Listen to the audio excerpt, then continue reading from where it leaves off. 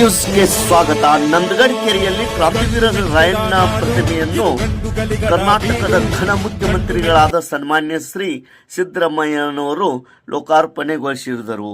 ಅದೇ ರೀತಿ ವೀರಭೂಮಿ ಕ್ರಾಂತಿವೀರ ಸಂಗೊಳ್ಳಿ ರಾಯಣ್ಣ ವಸ್ತು ಸಂಗ್ರಹಾಲಯವನ್ನು ಕೂಡ ಲೋಕಾರ್ಪಣೆಗೊಳಿಸಿದರು. ಅನ್ಯ ಭಾಷಿಕರೇ ಕನ್ನಡದಲ್ಲಿಯೇ ಉತ್ತರಿಸಿ ಪ್ರವಾಸಿ ತಾಣವಾಗಿ ನಂದಗಡ್ ಅಭಿವೃದ್ಧಿ ಸಿಎಂ ಸಿದ್ದರಾಮಯ್ಯ ಅವರು ಹೇಳಿದರು. ಸಂಗೊಳ್ಳಿ ರಾಯಣ್ಣನ ವಸ್ತು ಸಂಗ್ರಹಾಲಯ ಲೋಕಾರ್ಪಣೆ ಕಾರ್ಯಕ್ರಮದಲ್ಲಿ ಅವರು ಮಾತನಾಡುತ್ತಾ, ಕನ್ನಡ ಬಾರದವರಿಗೆ ಕಲಿಸುವ ಪ್ರವೃತ್ತಿ ನಮ್ಮದಾಗಬೇಕು. ಬೇರೆ ಭಾಷೆಯಲ್ಲಿ ಮಾತನಾಡಿದರೆ ಅವರಿಗೆ ಕನ್ನಡ ಭಾಷೆಯಲ್ಲೇ ಉತ್ತರಿಸಿ, ನಮ್ಮ ರಾಜ್ಯದಲ್ಲಿ ವ್ಯಾಪಾರ ವ್ಯವಹಾರ ಮಾಡುವವರು ಕನ್ನಡದಲ್ಲೇ ವ್ಯವಹರಿಸಬೇಕು. ಅಂದಾಗ ಕರ್ನಾಟಕ ಏಕೀಕರಣ ಆಶಯ ಈಡೇರುತ್ತದೆ ಎಂದು ಸನ್ಮಾನ್ಯ ಶ್ರೀ ಮುಖ್ಯಮಂತ್ರಿ ಸಿದ್ದರಾಮಯ್ಯನವರು ಅಭಿಪ್ರಾಯಪಟ್ಟರು. ಖಾನಾಪುರ ತಾಲೂಕಿನ ನಂದಗಡದಲ್ಲಿ ಸೋಮವಾರ ಕ್ರಾಂತಿವೀರ ಸಂಗೊಳ್ಳಿ ರಾಯಣ್ಣ ವಸ್ತು ಸಂಗ್ರಹಾಲಯ, ರಾಯಣ್ಣನ ಪ್ರತಿಮೆ ಲೋಕಾರ್ಪಣೆ ಹಾಗೂ ನಾನಾ ಕಾಮಗಾರಿಗಳಿಗೆ ಭೂಮಿ ಪೂಜೆ ನೆರವೇರಿಸಿ ಬಳಿಕ ವೇದಿಕೆ ಕಾರ್ಯಕ್ರಮದಲ್ಲಿ ಅವರು ಮಾತನಾಡಿದರು. ಎಲ್ಲರೂ ದೇಶ ಪ್ರೇಮ ಬೆಳೆಸಿಕೊಂಡು ತಾಯ್ನಾಡು ಸಂವಿಧಾನ ರಕ್ಷಿಸಲು ಮುಂದಾಗಬೇಕು. ಶಿಕ್ಷಣದಿಂದ ಸಮಾನ ಅವಕಾಶ ಲಭಿಸಿ ಸ್ವಾಭಿಮಾನದ ಬದುಕು ಕಟ್ಟಿಕೊಳ್ಳಬೇಕು ಎಂದು ಅವರು ಈ ಮೂಲಕ ಗುಲಾಮಗಿರಿ ಕತ್ತೆಸೆಯಬೇಕು ಎಂದು ಕರೆ ನೀಡಿದರು. ಇದೇ ಸಂದರ್ಭದಲ್ಲಿ ಅನೇಕ ಗಣ್ಯಮಾನ್ಯರು, ಮಂತ್ರಿಗಳು, ಅದೇ ರೀತಿ ಲೋಕೋಪಯೋಗಿ ಸಚಿವರಾದ ಸತೀಶ್ ಜಾರಕಿಹೊಳಿ, ಲಕ್ಷ್ಮೀ ಹೆಬ್ಬಾಳ್ಕರ್, ಶಿವರಾಜ್ ತಂಗಡಗಿ, ಭೈರತಿ ಸುರೇಶ್, ಎಚ್.ಎಂ. ರೇವಣ್ಣ ಇತರರು ಉಪಸ್ಥಿತರಿದ್ದರು. ಕಾರ್ಯಕ್ರಮ ಅತಿ ವಿಜೃಂಭಣೆಯಿಂದ ಜರುಗಿತು. ತೇಜ್ ಪ್ರಭು ನ್ಯೂಸ್, ನಂದಗಡ್.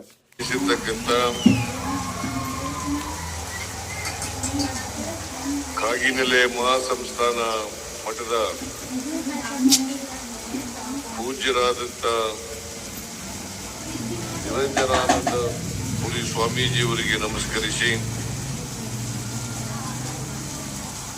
ಮುಖ್ಯ ಅತಿಥಿಗಳಾಗಿ ಭಾಗವಹಿಸಿರ್ತಕ್ಕಂಥ ಬೆಳಗಾವಿ ಜಿಲ್ಲೆಯ ಉಸ್ತುವಾರಿ ಸಚಿವರು ಹಾಗೂ ಲೋಕೋಪಯೋಗಿ ಸಚಿವರಾದಂಥ ಸತೀಶ್ ಜಾರಕಿಹೊಳಿ ಅವರೇ, ಕನ್ನಡ ಮತ್ತು ಸಂಸ್ಕೃತಿ ಇಲಾಖೆ, ಹಿಂದುಳಿದ ವರ್ಗಗಳ ಇಲಾಖೆಯ ಸಚಿವರಾದಂಥ ಶಿವರಾಜ್ ತಂಗಡಗಿ ಅವರೇ,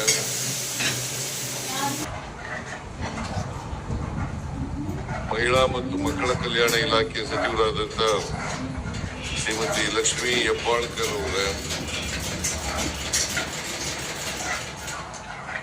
ವಿಧಾನಸಭೆಯಲ್ಲಿ ಮುಖ್ಯ ಸಚೇತಕರಾದಂಥ ಶ್ರೀ ಅಶೋಕ್ ಪಟ್ಟಣ್ಣ ಅವರೇ, ಈ ಸಮಾರಂಭದ ಅಧ್ಯಕ್ಷತೆ ವಹಿಸಿರ್ತಕ್ಕಂಥ ಹಾಗೂ ನಂದಗಡ ಕ್ಷೇತ್ರದ ಶಾಸಕರು ಆದಂಥ ಶ್ರೀ ವಿಠಲ್ ಸೋಮಣ್ಣ ಅಲಗೇಕರ್ ಅವರೇ,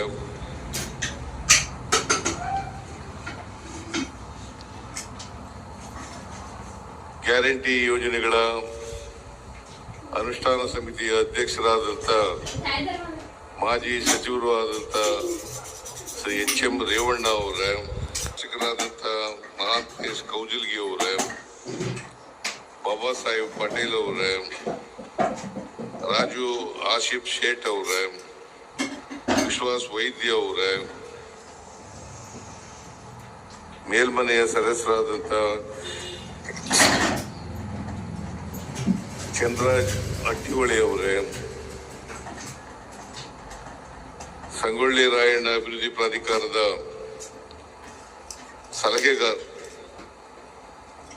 ಸಲಹೆಗಾರರಾದಂಥ ಶ್ರೀ ಅಶೋಕ್ ದಳವಾಯಿ ಅವರೇ, ರಾಜ್ಯ ಉಪ್ಪಾರ ಅಭಿವೃದ್ಧಿ ನಿಗಮದ ಅಧ್ಯಕ್ಷರಾದಂಥ ಭರಮಣ್ಣ ಉಪ್ಪಾರ್ ಅವರೇ, ಮಾಜಿ ಶಾಸಕೀಯ ಹಾಗೂ ಎಐಸಿಸಿ ಕಾರ್ಯದರ್ಶಿಗಳಾದಂಥ ಶ್ರೀಮತಿ ಅಂಜಲಿ ನಿಂಬಾಳ್ಕರ್ ಅವರೇ,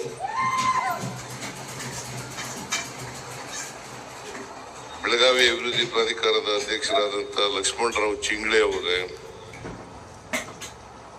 ಜಿಲ್ಲಾ ಗ್ಯಾರಂಟಿ ಯೋಜನೆಗಳ ಸಮಿತಿಯ ಅಧ್ಯಕ್ಷರಾದಂಥ ವಿನಯ್ ನಾವಲಗಟ್ಟಿ ಅವರೇ, ವೇದಿಕೆ ಮೇಲೆ ಇರ್ತಕ್ಕಂಥ ಇತರ ಎಲ್ಲ ಆಹ್ವಾನಿತ ಗಣ್ಯರೇ,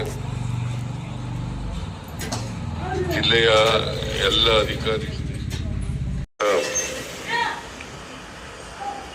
ಆತ್ಮೀಯ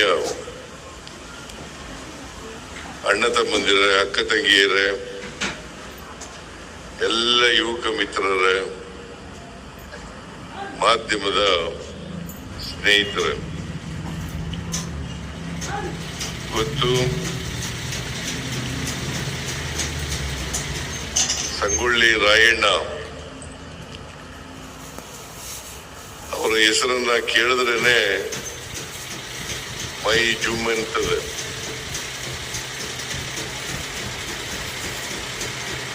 ಅವರ ಪ್ರತಿಮೆಯನ್ನ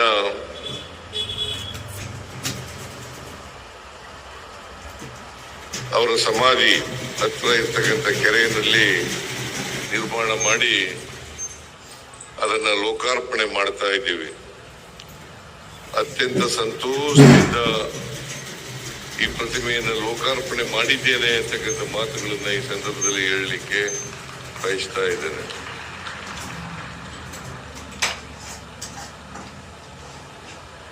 ಎರಡ್ 2024ರಲ್ಲಿ ಅವರ ಹುಟ್ಟೂರಾದಂತ ಸಂಗೊಳ್ಳಿನಲ್ಲಿ ಅಲ್ಲಿ ಶೌರ್ಯ ಭೂಮಿ ಮತ್ತು ಸಂಗೊಳ್ಳಿ ರಾಯಣ್ಣವರ ಹೆಸರಿನಲ್ಲಿ ಆಗಿರ್ತಕ್ಕಂಥ ಒಂದು ಸೈನಿಕ ಶಾಲೆಯನ್ನ ನಾನೇ ಉದ್ಘಾಟನೆ ಮಾಡಿದೆ. ಇವೆಲ್ಲ ಸಂಗೊಳ್ಳಿ ರಾಯಣ್ಣವರ ಹುಟ್ಟೂರಾದಂಥ ಸಂಗೊಳ್ಳಿ, ಅವರನ್ನು ನೇಣು ಹಾಕಿದಂತ ಜಾಗ ನಂದಿಗಡ. ಈ ಜಾಗಗಳನ್ನ ಅಭಿವೃದ್ಧಿ ಮಾಡಲಿಕ್ಕೆ ನಿರಂತರವಾಗಿ ಅದನ್ನ ನಿರ್ವಹಣೆ ಮಾಡಲಿಕ್ಕೆ ಒಂದು ಪ್ರಾಧಿಕಾರವನ್ನು ರಚನೆ ಮಾಡಿದ್ದೇವೆ. ಆ ಪ್ರಾಧಿಕಾರದ ಅಧ್ಯಕ್ಷರು ನಾನೇ.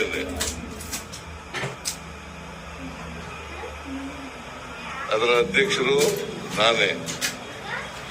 ಇಲ್ಲಿವರೆಗೆ ಸುಮಾರು ಪ್ರಾಧಿಕಾರ ರಚನೆಯಾಗ್ತವಿಂದ ಇವತ್ತಿನವರೆಗೆ ಸುಮಾರು 320 ಕೋಟಿ ರೂಪಾಯಿಗಳನ್ನ ಖರ್ಚು ಮಾಡಿದ್ದೀವಿ.